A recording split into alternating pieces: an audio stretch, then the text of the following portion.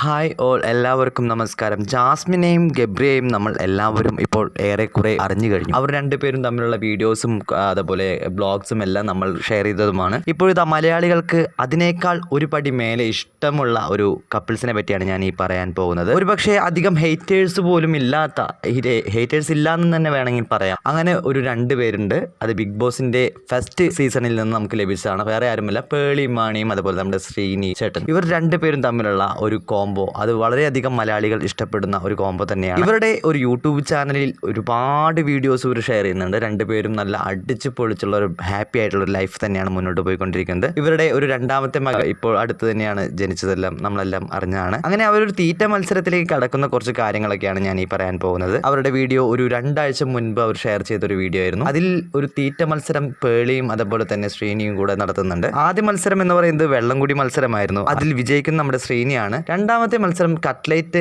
തീറ്റ മത്സരമാണ്. ഇതിൽ നമ്മുടെ ശ്രീനി അല്പം ഒന്ന് വിട്ടുകൊടുക്കുന്ന പോലെ കാണുന്നുണ്ട്.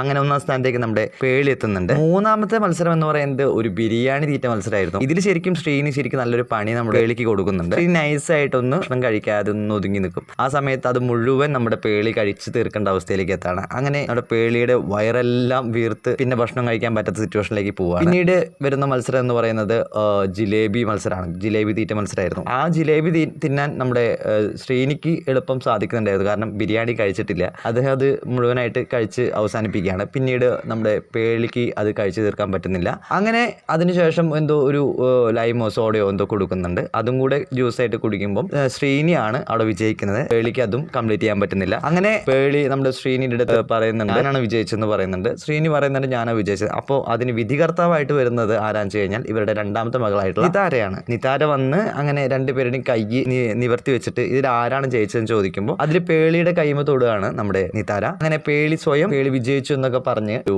കിടിലൻ, ഒരു നല്ലൊരു ഹാപ്പി ആയിട്ടുള്ള ഒരു വീഡിയോ ആണ് അവർ ഷെയർ ചെയ്തിരിക്കുന്നത്. ഇവരെ പറ്റിയിട്ടുള്ള അപ്ഡേറ്റുകളും വിശേഷങ്ങളും ഇനിയും വരുന്നതിന് നമ്മുടെ ഈ ചാനൽ നിങ്ങൾ മറക്കാതെ സബ്സ്ക്രൈബ് ചെയ്യുക.